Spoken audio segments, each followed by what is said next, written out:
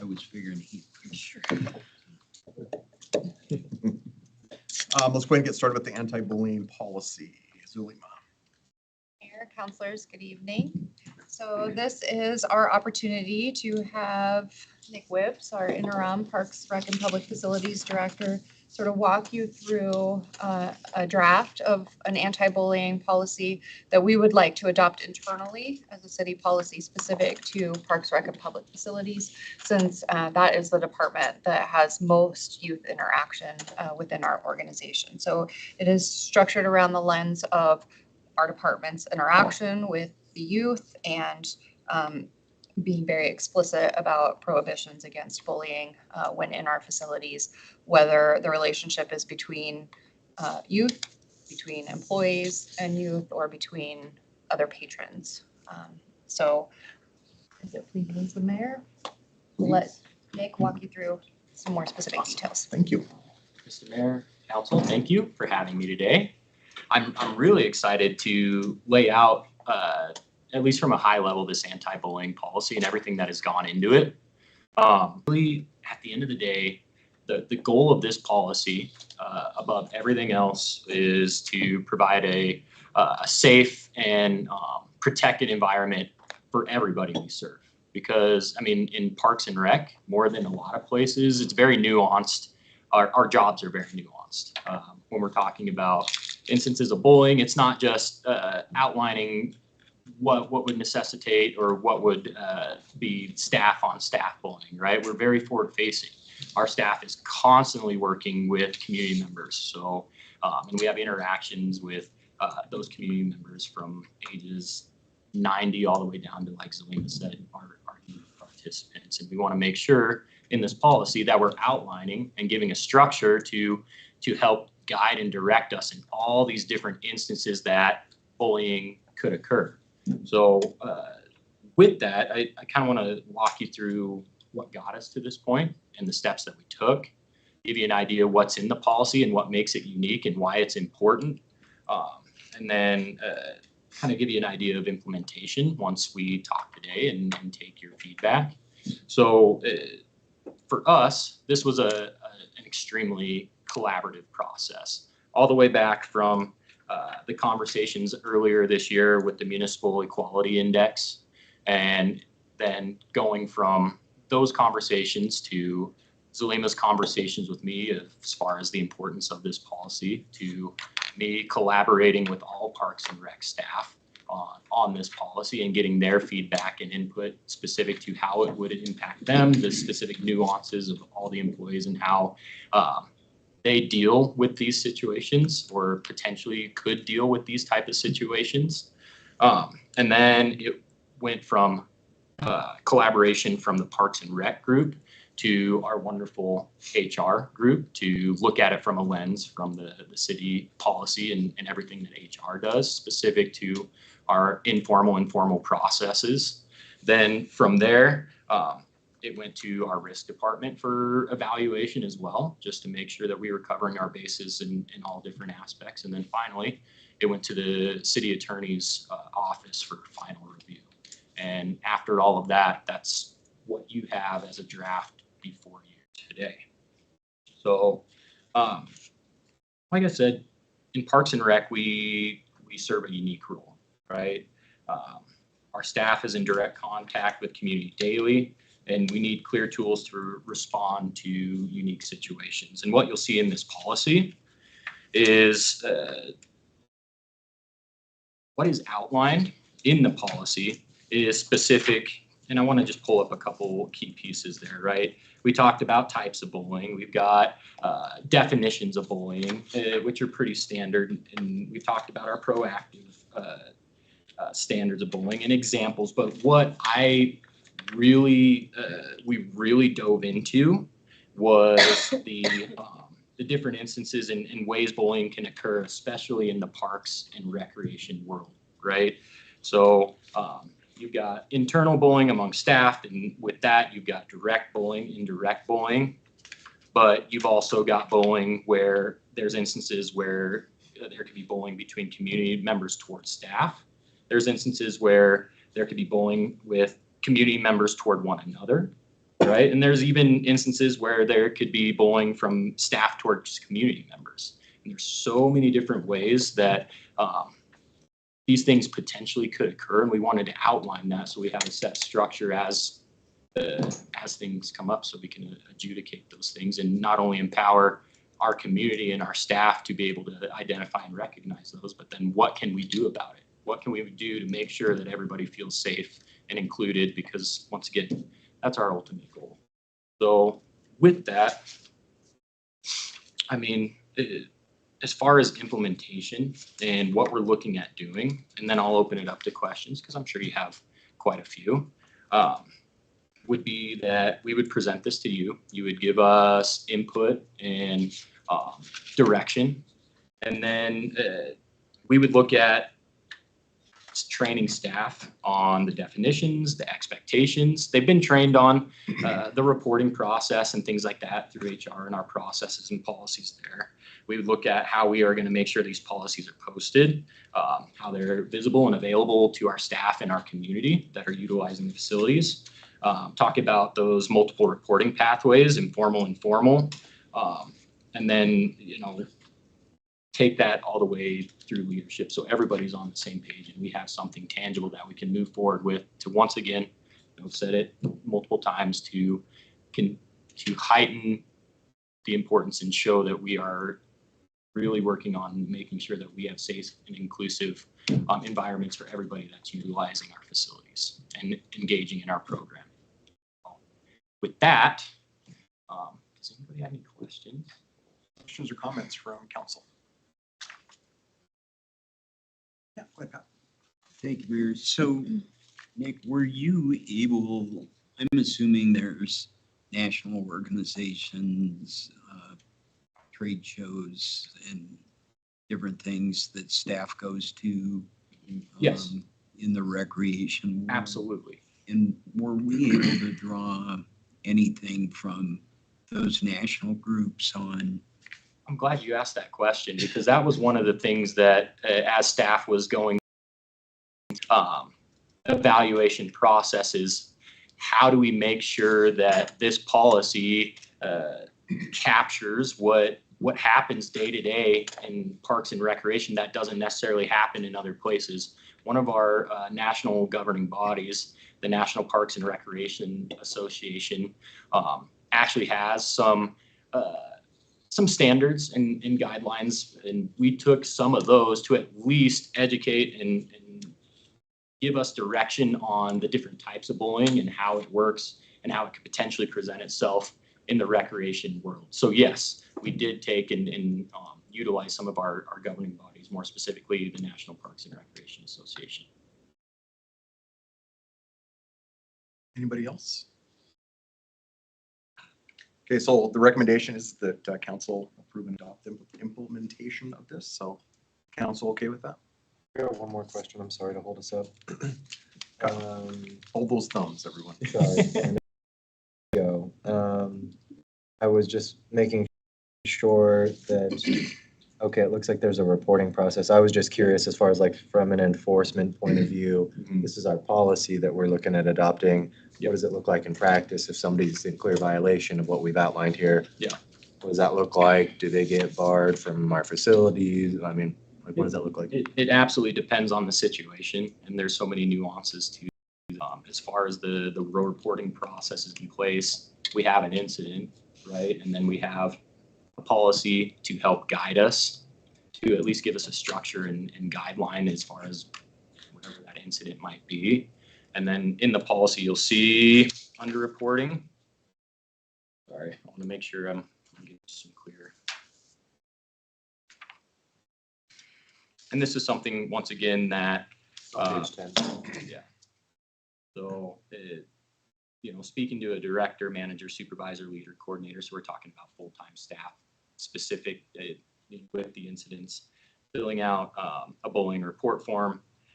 People can call the main office to report anonymously, and then we can take it from there. And then obviously contacting the City of Casper's Human Resources Division. And once again, there's both informal and formal paths associated with that. And that's something that we made sure to, when in talking with HR and risk, that we made sure that you can't, it's hard to identify every single situation and how we would go about the reporting process because it just depends, but we wanted to make sure that people understood that there were paths depending on the situation. And Mayor and Council, in that same paragraph, it references other city policies. And so when you have a member of the public that is going to be trespassed from a public facility, they have some due process rights. And so we do have other standalone policies and procedures. They're entitled to a hearing in front of a committee if they contest it. So not wanting to, I mean, this is a very exhaustive and detailed policy, and I think it's well done. Didn't want to reiterate all of those other outside policies, so there's simply a reference to that.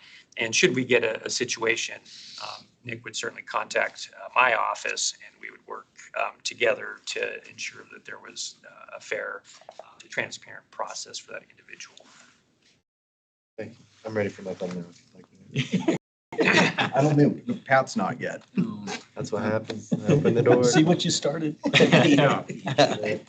Go ahead, Pat. So, thank you, Mayor. So maybe this is more for city attorney than Nick, but reading, trying to catch up on Cowboy State Daily, had an article about an elementary school here that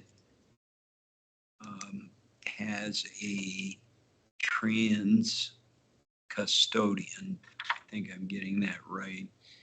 And those laws, statutes that got passed this last session, would they apply to like the rec center versus the school district on bathrooms and pronouns and that type of thing?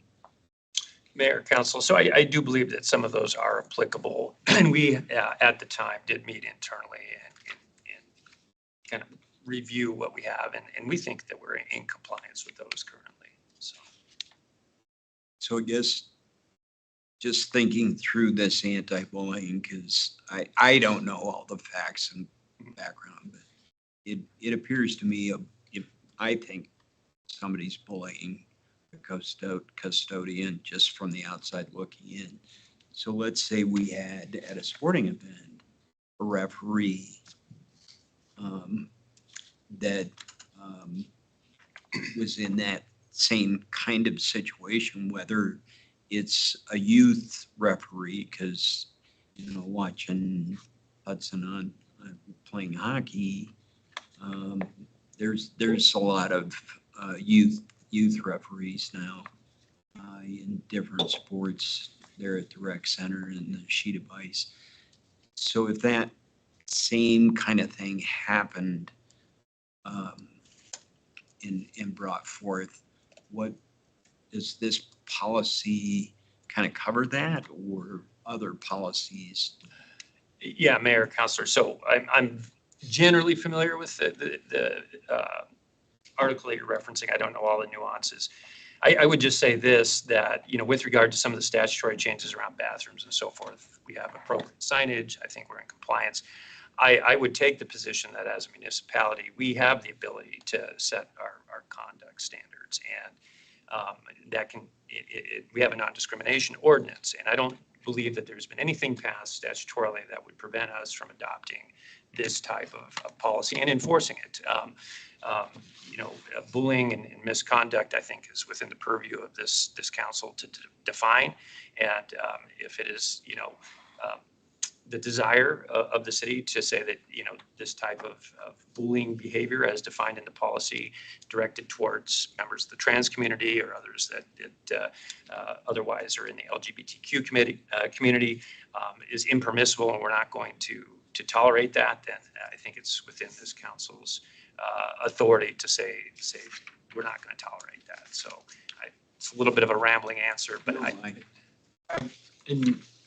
Sorry. No, go ahead, please. Okay, Mayor, Councilor, to answer to hopefully give you a better answer to that question. Definitions of bullying on part 3. We have explicit wording in there that at least addresses that to a certain extent. Let me make sure I've got it here for you.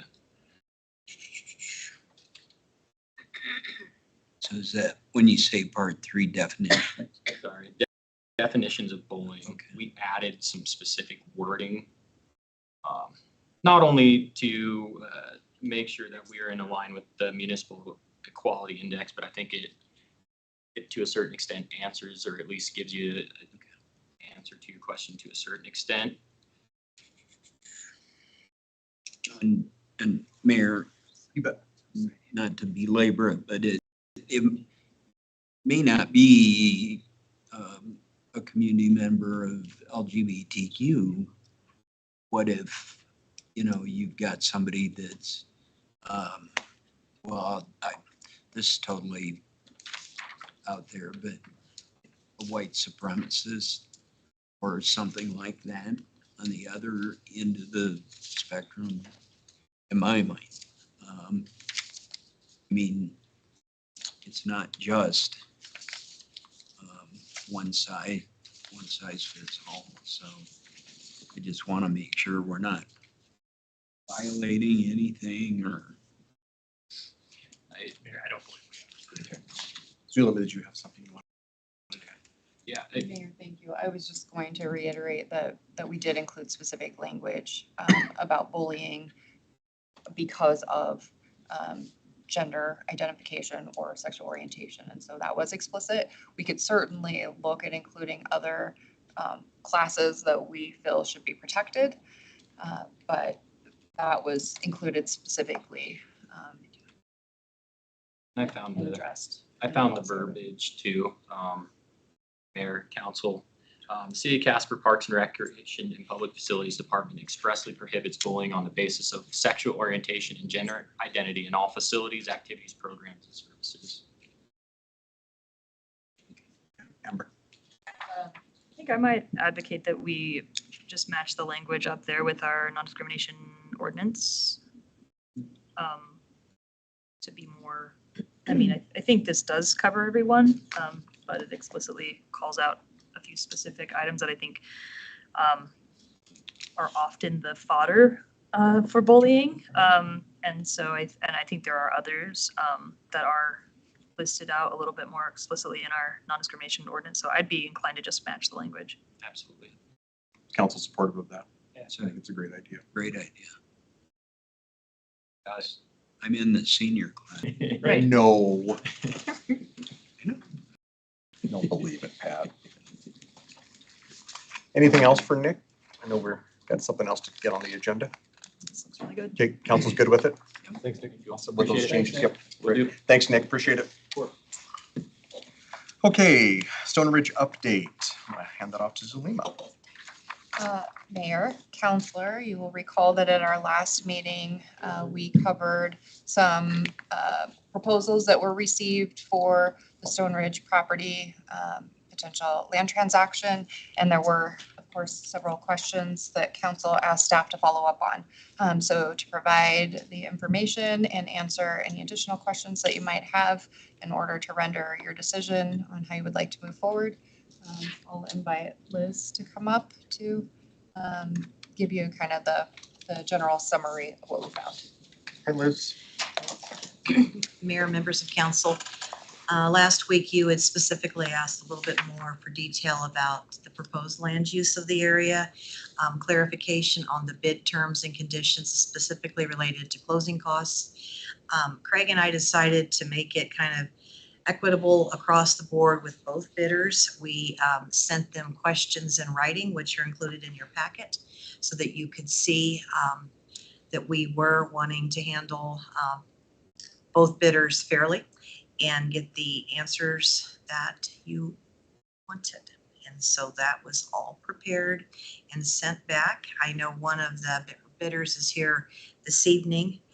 In case there were questions from the floor, the other gentleman did not indicate. He may be next across the hall right now, but they did not really indicate if they were going to come and speak further with any of you.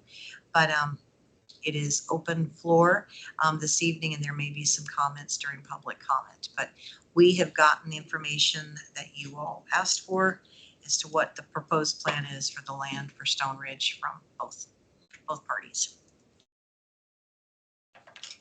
Questions? Yeah, go ahead, Kyle. I'll get you, Pat. Thank you, Mayor. And thank you, Liz, for the additional follow-up information. I guess my question is to our city attorney. We have two different bids of differing, amounts. And so what obligation, if any, are we under to, I know in general practice, we're supposed to accept the lowest bid for service or probably the highest bid for purchase of property. What parameters are we working within as far as just overall purchase price, dismissing all other factors? Mayor, Counselor, thank you for that question. So 151112 does require City Council to accept the highest responsible bid. And so what constitutes a responsible bid, I think, is left to the sound discretion of council. Having reviewed both bids, I could not see anything that I could point to as a glaring deficiency in either bid. I think they both complied with the RFP. So I think per statute, if council is to accept a bid, it would be the higher of the two. So that would be one course of action that council could take. Two, I believe that the appraisal came in quite a bit higher than both, and so it would certainly be within the purview of council to reject both bids and not move forward with either. Third, I mean, if council could make a case that one is not responsible, then you could go with the other one. Again, I don't see any evidence in either of the submissions that would support that finding. So I really think council's options are accept the higher of the two bids or reject both bids and give staff direction to either hold tight or to go back out for additional bids. Thank you, Mayor. Thank you, Eric, for the additional information. I guess my question is, this process of sealed bids, is that the only process we have at our disposal to sell land like this? So you know where my train of thought is. My guess is either in this circumstance or other circumstances, potential bidders may volunteer a higher price if they kind of know who, what the competition looks like. And so I don't know if like an auction style format is able to be used ever. I guess that's my question. Is this the only mechanism we have to transfer city land into private hands, or are there other? Yeah, Mayor, Counselor, I'm pulling up the statute so that I could try to read it verbatim. But generally, if we're going to sell public property to private individuals, it is through this process. There's a subsection B that allows us to deviate from that when it's a sale to another governmental entity. It's part of a broader land swap. There is a mechanism that would allow us to do kind of a sole source sale if there's a finding that it's for the economic development of the city or the municipality. In this case, however, I don't see that any of those necessarily apply, and so I think this is the mechanism. And I look to Liz if we've ever done anything other than that, but I don't see authority for that. Thank you. If I could, no other questions, but just my last thoughts, I guess. I guess I'd agree with the city attorney. I don't view either of these bids as irresponsible necessarily, but one of the bidders is a longtime resident that's lived adjacent to the property for the past 23 years or 20 plus years, built on the property with the expectation that there would be a park next door. So I do think there's some merit to the argument that there was kind of some pretense there that I'm kind of bummed that we're reneging on that kind of previously stated. Totally get it. I'm not looking to add additional parkland. I think it's the most financially responsible thing to do at this point for the city, but I do feel for the property owners that built in that area expecting a park to be built, and now that not being the case. but I suppose it is what it is, but thank you. So first question, to Liz, Mayor, is Exhibit B that was sent to Mr. Root. His only response was to the one question versus that I could see was okay. Just so I wasn't missing anything. So then, Mayor, I totally agree with Councilor Gamros' comments there at the end. But, you know, I think the low bidder actually laid out a pretty good case. I mean, they bought their lots at a premium thinking there's a park going to be there. And so I think they've shown the responsible. I'm not saying that Mr. Root is unresponsible at all, but I do believe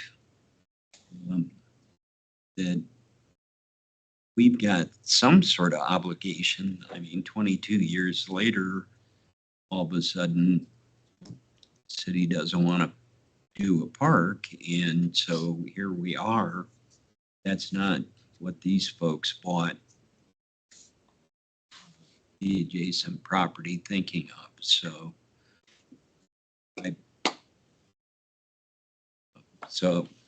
anyway, I don't know if putting it back out to bid does anybody any good.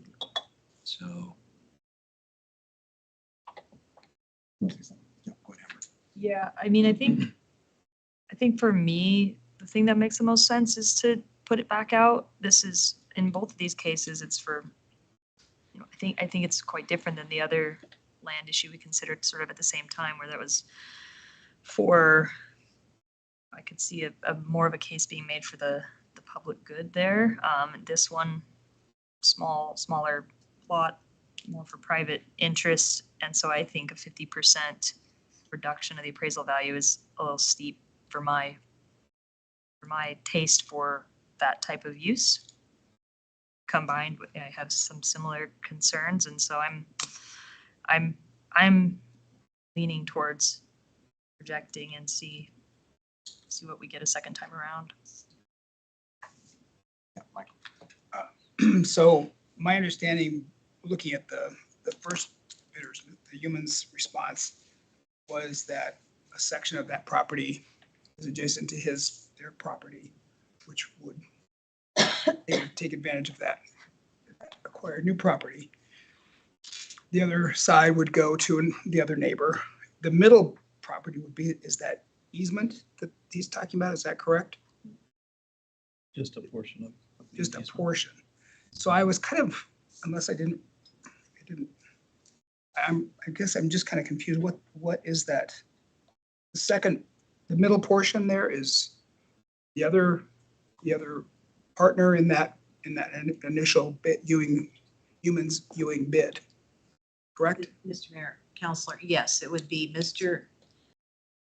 Ewing's property for potentially a future future home on that site is what the response had indicated. For now, it would be left open. Mr. Ewing's financial contribution would be for that piece. Okay. And so I understand what Councilor Gamroth and Councilor Sweeney are saying about, there's some either implied or otherwise understanding that was going to become park property, or developed into a park. That's still not going to happen, right? That property is still going to be a residential. So to me, we have our bids. I don't think there's a question about, we have a high bid and a low bid. They're both reasonable proposals in terms of the use. I'm not debating that. It's just, I don't see where in my mind, I'm not seeing where one is substantially, just in terms of the use, I'm not seeing where one is vastly different or better than the other. So in that case, I would lean toward the high bid. So I want to be mindful of time. It is 6 o'clock. We do have a meeting. So I guess recommendation, 'cause I'm kind of hearing some different ideas around it. So I guess there's two options: accept the high bid or reject the bid, both bids. And so is Can that we- kind of what you're looking at? Can we table? Mayor, I would say that if you're not prepared to make a decision tonight, we could discuss it at the work session next week. So my recommendation, because I'm not ready, I feel like we're a bit rushed to have to do it in 10 minutes. I don't think it's fair to the bidders for us to make a decision in 10 minutes. And so can we be okay with moving it to a work session to talk about it? Absolutely. Yes, but I'm. So we're still on hold. Thanks, everyone.